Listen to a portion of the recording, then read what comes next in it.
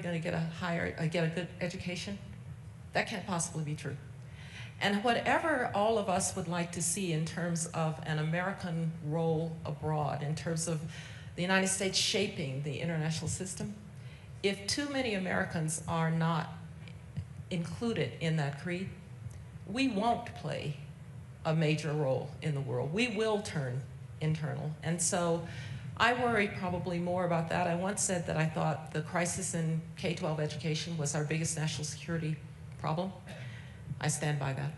I just want to say, well, first of all, thank all of you.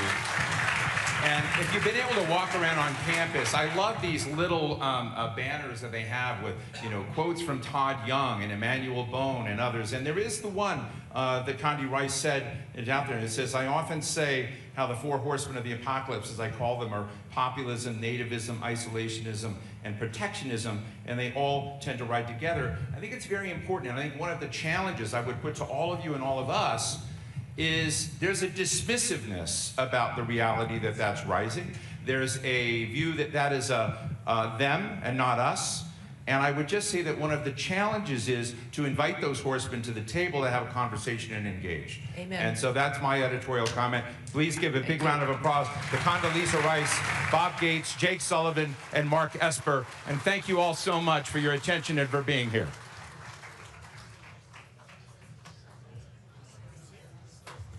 Gentlemen, please stay in your seats for just 3 more minutes. We're going to say thank yous and then get you all to lunch.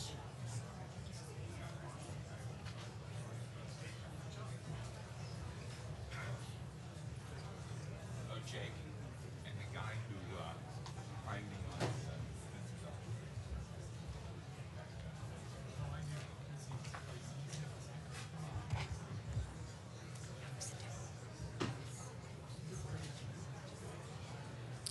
Ladies and gentlemen, it now falls to me to conclude in just a few minutes and say thank you, a huge thank you to all of our speakers, moderators who are here, our rising leaders, all of you in the audience who come, who listen, who want to learn, and who make all of this amazing event possible.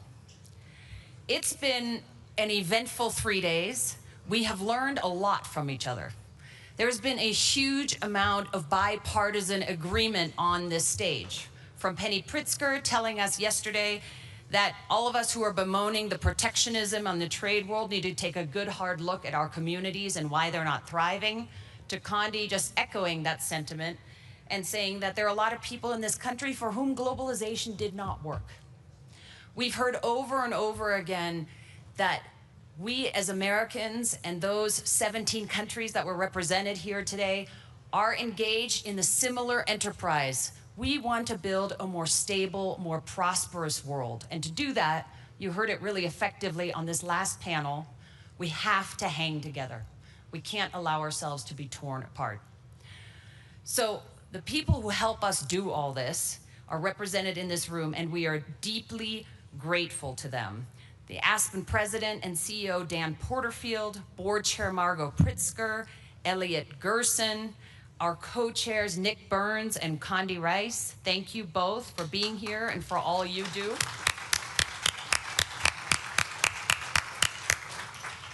Thank you to all of our partners and sponsors without whom none of this would be possible. MasterCard, Microsoft, Anduril, Intel, Rockefeller Foundation, American Airlines, Google, and additional support from Anthropic, Govini, Hawkeye 360, OpenAI, Strider, Citi, Mayer Brown, and Prion.